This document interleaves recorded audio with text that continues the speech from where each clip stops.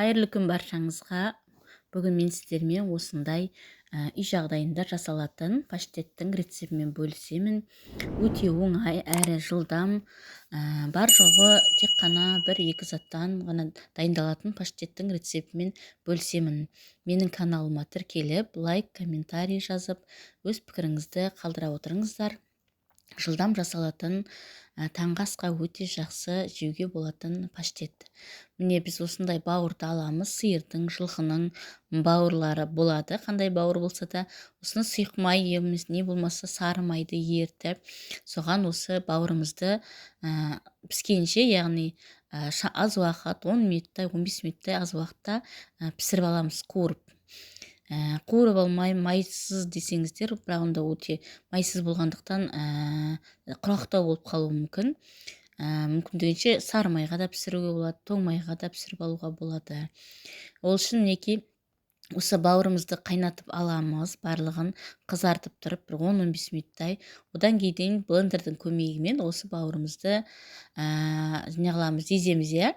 Оған үйдің қолдың 2 жұмыртқасының сарысын саламыз.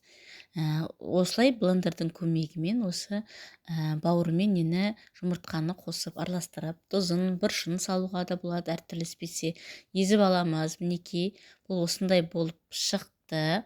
Нағыз паштет болып, енді бұны осы дайын күйінде, бұл піскен болғандықтан дайын күйінде нанға жағып жіберсеңіздер болады.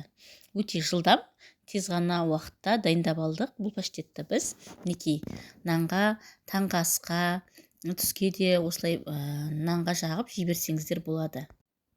Өте дәмді, әрі дайындалуы жылдам, оңай, кәдімгі табиғи, ешқандай қоспасыз, яғни ешқандай химиялық қоспа жоқ, нағыз таза дәм.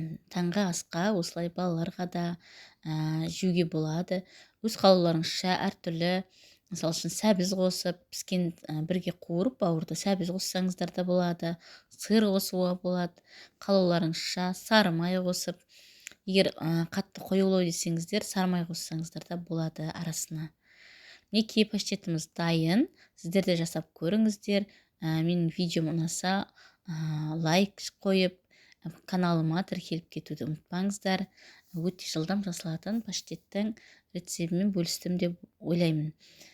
Сіздер де жасап көріңіздер. Мінекей осындай болып шығады паштетіміз. Оп-оңай, тек қана бауырдың, жұмыртқаның көмегімен жасалады.